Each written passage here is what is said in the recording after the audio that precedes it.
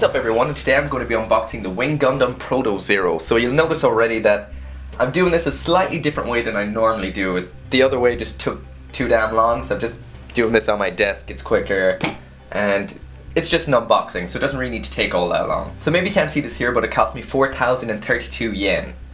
Some people ask me sometimes where do I buy my Gunpla, and I actually just buy them in the shop just around the corner from my apartment. So the first thing I'm going to look at here is the box art, and the box art on this is epic. So we've got the mobile suit mode here as well as the bird mode.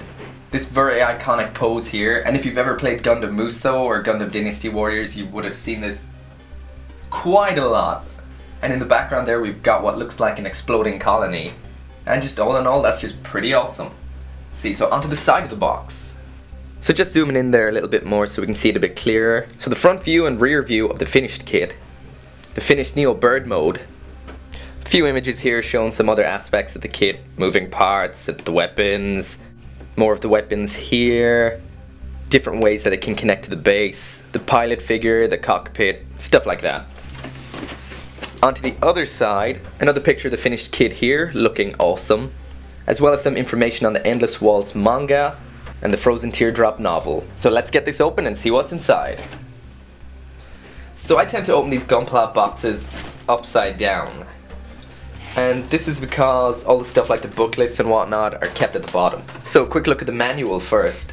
So again, the picture off the front of the box, this time without the background. Open it up onto the first page, just some information and some background of the mobile suit. Over here, just more of that standard stuff you always see on the second page in the manual. So on the next page, an overview of the runners. 1, 2, 3, 4, 5, 6, 7, 8, 9, 10, 11, 12, so 13 of them in total, and it includes base, which is that same base you get with a lot of kits, including the Wing Gundam Zero Custom and the Lucas Strike, I think, as well. On the next page, onto the instructions, so body, head, middle page here, some colored pictures, more about Wing Zero here, again the Wing novel and the Wing manga, and over here we have some pictures of some of the gimmicks on the kit. Zoom that in a bit more so you can see the bend at the leg there for the transformation. The shield can move in and out. Moving part at what looks like the knee there. The machine cannons in the shoulders. And this cool looking moving part here in what I think is the side skirts. More instructions and onto the waist. The backpack wing unit there. Weapons, the twin buster rifle and the shield. And starting over here then you've got the transformation. And it's what you'd expect. It's pretty much the same as the other master grade wings. And on the last page here is the decals, which doesn't look so bad for a Katoki kit. And then finally onto the back, which is a color guide. So that's it for the manual. So as well as the manual, we've got some advertisements in here for the Wing Blu-rays, the Seed Blu-rays over here, Memory of Eden Blu-ray, I didn't even know that was out. That shows how much I care about that. And out here for the most current Gundam series, Gundam Build Fighters, which actually isn't too bad so far. And on the back here, more Gundam Blu-rays. And if they haven't pushed it enough at this point, another advertisement for Frozen Teardrop and the Endless Waltz manga. And on the back, more manga advertisements. So on to what's important. The plastic. So I took all of the runners out of the plastic bags. I'm pretty sure watching me open all of them wouldn't have made for very entertaining viewing. So let's have a quick look at each of the runners. So first one up here we have B, and it's got some of the white parts like the skirting armor, the head, around the collar area. More parts of the shield up here, the shield, and the 1:100 figure and the face guard. Okay, on to the next one, and that is E here. Just to mention, all these are made out of polystyrene, so there's no ABS parts or anything like that in case you're wondering what it's made out of.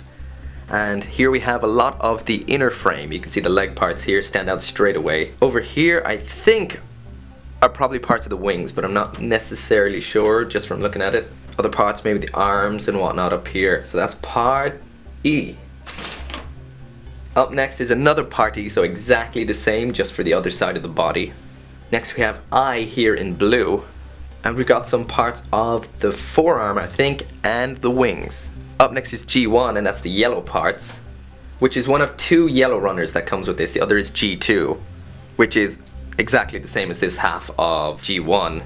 And we have yellow parts of the weapons, the head, and the wings. Up next is the polycaps.